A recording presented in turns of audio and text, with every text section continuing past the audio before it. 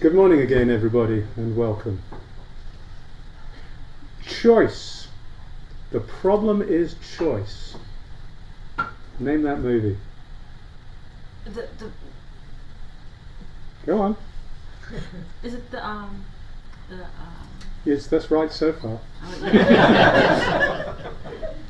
Evan? No. Okay. The character's name is Neo. It is the Matrix. Oh. So I'm going to talk today about choice. That line came to my head the other day, and so the scene is those of you who know the movie. Neo has got through to the centre of this big tower, and he's sitting across from Donald Sutherland, I believe it is, who's playing this like the architect. And Neo figures out choice. The problem is choice. The Matrix is destined to collapse eventually, because choice means just a small portion of people will end up not doing what they're expected to do. The problem is choice. Our problem is choice. Shows up in our teaching, in the Buddhist teaching, as karma, or intention, most obviously. And we think about karma most obviously translates as action, but is often and appropriately thought of as intention. Karma is generated by the volition, the desired outcome of an act we undertake. If there's a me in that act, if there's some self-centered element of my action, that generates consequences, that generates friction, and that's called karma. There's a self-perpetuation, there's a cause and effect starts to come into effect. So our intention leads into this thing called karma, and that's choice. Karma shows up. This shows up shows up all over the place. One place it shows up is the story of Genesis, which is in the Bible and it's in the Quran. Adam and Eve. My biblical knowledge is lame, so I won't start picking which tree and the details of the story. But there's the picking the apple and eating the apple. That's choice. Now I would posit that's not choice between good and evil. That's choice. The problem isn't choice between. The problem is simply choice. The problem is simply choice.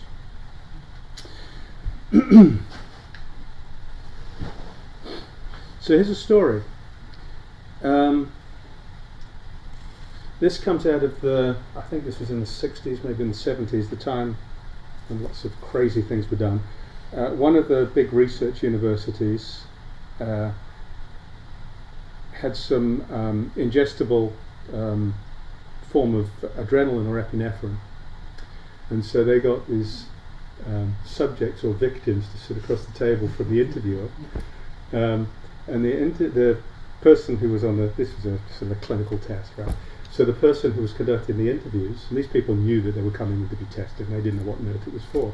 So they would come in, and he'd have 2 glasses of water on the table, one in front of him and one in front of the other person.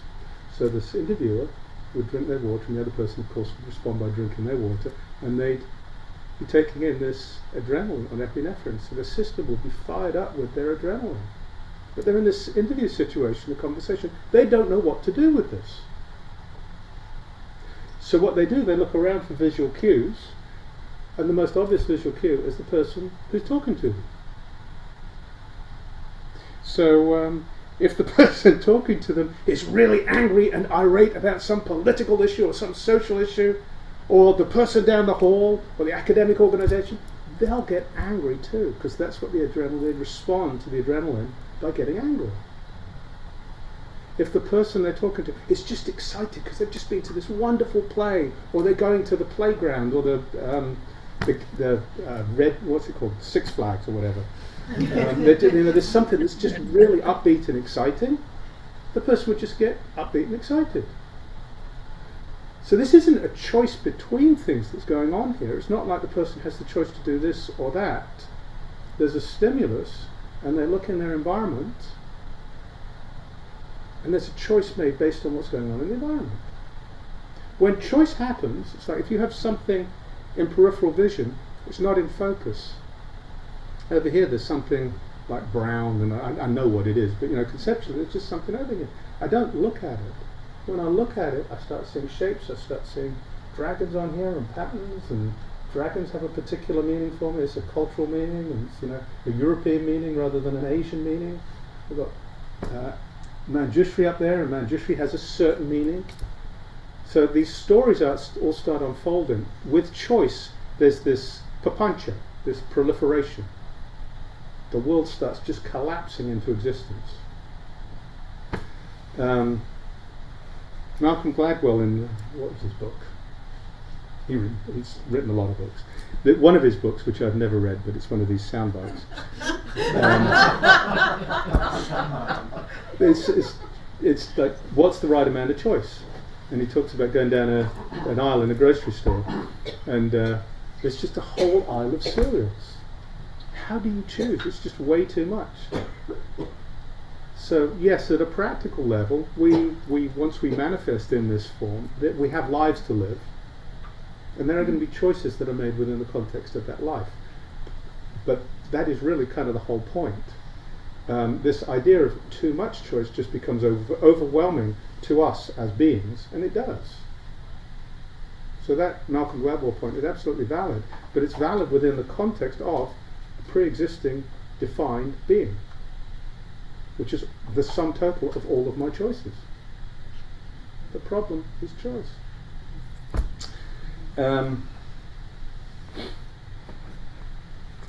So what do we do with this choice? I mean, all right, this is interesting. So choice, Gareth. So what is, as a practical matter? Here's another story. This one is from Osho. I just read this one just the other day. He had one of his devotees she'd come out of a Catholic convent, and so she was a follower of his, and she'd been with him for a while, and she was having this moment of doubt. Should she stay with him, or should she go back to the convent?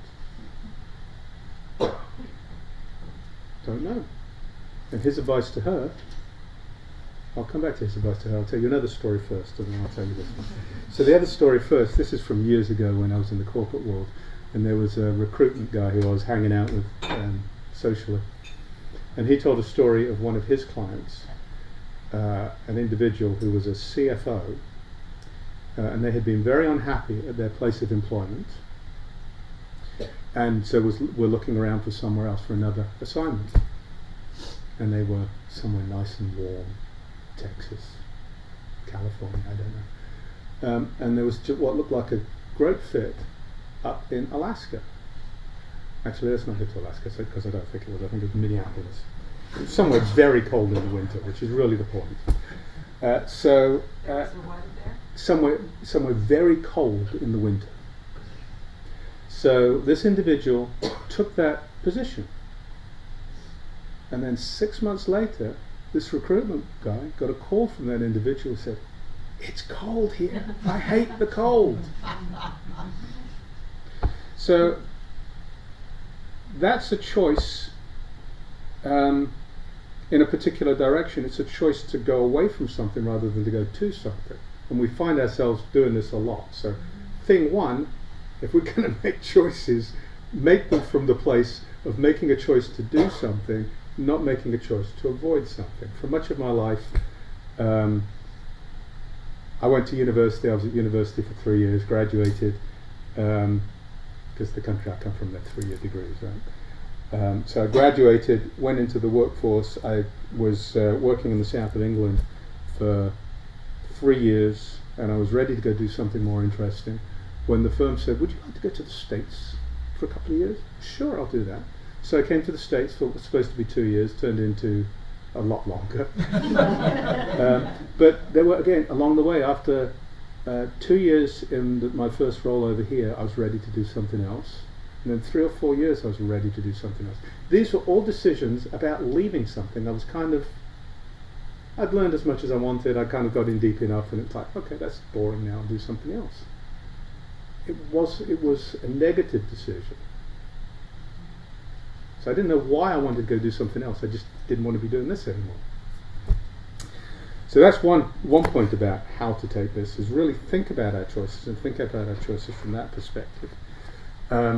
the story that I was just telling you from Osho, this former Catholic nun,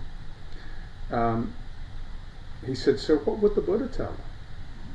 Because that's what I would tell her too, which is, don't make a choice. Sit. Just sit. And eventually,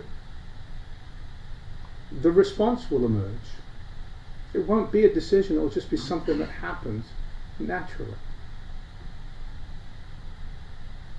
This runs the risk of getting into semantics, but there are two words which are set up as discrete from each other, which are reaction and response. Some of you have heard me do this before. We can flip the words, you can do all sorts of things with words, right? But I mean, for purposes of this, just allow me these meanings, this distinction. A reaction is what I was doing when I was every 3 years hopping to another job. A reaction is what this individual was doing when they went to the job in Minneapolis. It's their circumstances. Oh, that causes me to do something. A response is from very deep. A response is what Osho was calling on this nun to bring forward. A response doesn't come from here. A response comes from the heart or the gut or from Buddha nature, right? So, as long as we are in this world and we are engaged with the world and with other people, things will present themselves where we feel like we're required to make a choice. But we need to think very carefully. Well, I would suggest the response to this is to think very carefully about those choices, because choices have consequences. In a world where a lot of the agenda, there's very difficult and divisive political agendas, cultural and social agendas, economic and environmental agendas, and a lot of the time we are called to take sides. We find ourselves in a situation where we have to make a choice which side to be on. We don't have to make that choice. It's difficult to stand on that ground. It can be difficult to stand on that ground, but we don't have to make those choices. So what's going on in Israel, Palestinian and Israeli populations is a good example. I am against killing. Don't care who's doing it. I'm just opposed to killing. And I can't take a side in that traditional way. I choose the side of peace. That's not popular. People don't know what to do with that. But we can move ourselves in that direction. I would say the choice, I called it I choose peace. That's not, that's moving in the direction of response rather than reaction. To choose a side is a reaction to what's going on around. To be in the place of peace is more a deep response. So this is an invitation to see how choice shows up in our world, how choice presents itself as something for us to make, and recognize it is a choice. It's not just a choice between, but the fact of choice has these consequences. And to be willing to slow down when choice shows up. To notice, I'm being asked to pick something here. Do I really want to be engaged in that? Let's slow down. One of the great attributes of this teaching, Buddha's teaching was the middle way. The middle way between existence and non-existence. And then you go through the 12-link chain of causation and you unravel the 12-link chain of causation. But it's the middle way between existence and non-existence. That is the middle way. It's not 50% existence and 50% non-existence, put them in a bowl and stir them up. It's not linear. It's not a midpoint. The middle way is a totally different way. The middle way is open up a trapdoor and dropping out into another realm. It's responding from a completely different place and in a completely different way. So again, the invitation is to notice when choice presents itself to us, when we're being called into choice, and to slow down and to be really careful if we make a choice, because we may not have to make a choice. We don't have to make a choice. It may be expedient to make a choice, it may not be expedient to make a choice. But to slow down and be very deliberate about what we do with that. And to train ourselves to become more and more skillful in how we respond to those situations. More and more taking this third path. And recognizing we have 20 odd people sitting here right now, 30 people if you count who's on Zoom, right? We've got a bunch of people here who are a community that support each other. So one of the other wonderful things about Buddhism is Sangha. This is a place to come and ground ourselves so that we are more stable and solid as we go out into the world, and we are better able to slow things down and to respond rather than react. So I will stop talking there.